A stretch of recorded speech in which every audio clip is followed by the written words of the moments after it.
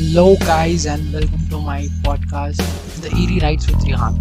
To those who do not know me, I am an engineering student with abnormal interest in paranormal sciences. Today, let's start our podcast by a story shared by one of my friends who lives at Shahjahanpur. Let's start with the story. I live in India. I belong from a little village near Shahjahanpur, UP.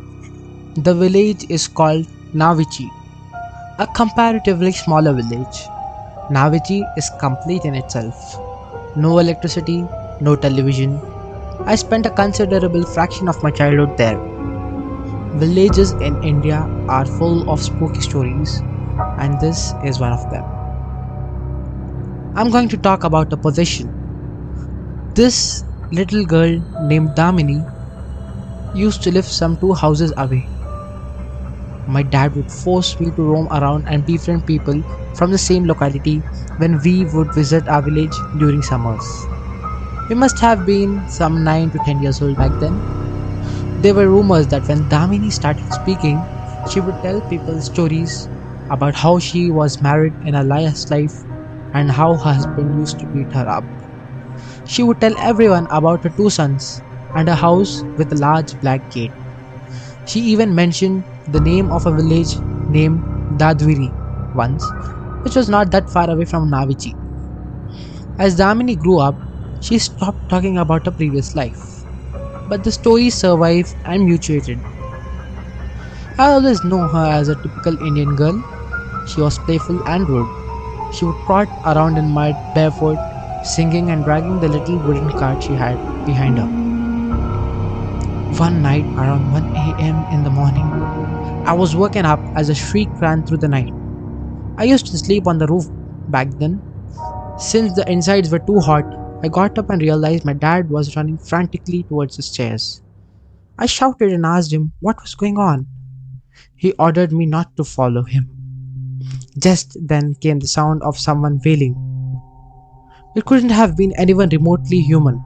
Out of curiosity, I walked towards the edge of the roof from where the sound was seemingly emanating. I peeped over the edge and saw the most horrible spectacle ever. Damini was lying on the floor, her mouth covered into a wicked smile, eyes popped wide open, draped in a blood-red sack. She spoke in a tough voice of some 50-year-old woman, her mouth full of spit and vomit. She shouted at top of a newfound voice. Some 5 to 6 people were holding her down on the floor and the rest were simply waving fans and praying. My jaw dropped as I looked at her feet. Her feet were bloody red, raw flesh peeping out of her tears in the skin. I noticed that there were bloody footprints all over the courtyard. It looked like she had danced for hours before getting something something tore her feet apart. She gave a powerful jolt and the guy holding her left arm winced in pain. She waved her hand so fast in a circle that the people holding her decided to let go of her body. And she kept moving her hand in a giant circle for a few seconds until she fell dead. Her eyes closed. The circle of men moved in closer and one of them bent slightly over and noticed her chest wasn't moving. He said, "Maar dala lagta hai bhoot ne." Maybe the demon killed her. With a sudden jerk, Damini got up and stood on her toes. Her eyes in a tight squint, her jaw wide spread and her hands shot up in air. She let out yet another blood-curdling spell before the group of men pounced over and pinned her down. I suddenly realized she was looking at me, squinting at me. I never told anyone about her gaze ever, but I knew that this wasn't the girl who used to play with wooden carts. That was something else. I backed off from the edge of the roof, ran downstairs to my mom and cried. I woke up the next morning only to realize that Damini was dead. I walked around the house and saw Damini's mom crying in the courtyard as her father gathered all her belongings in a jute bag. I saw her cart with a lopsided wheel. I couldn't remember anything else from the last night but for her final gaze. I wrote it all down in a diary. A week later, We left the village after the funeral. Damini's family had another child after her. She is not mentioned anymore. Everything is gone. The woman of the house wiped clean her footprints.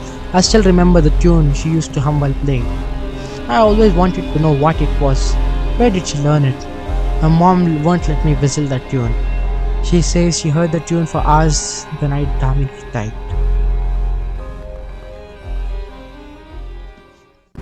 Well, listeners, if you have the tale to share with me, you can text me via DM on Instagram at REHANZUKHI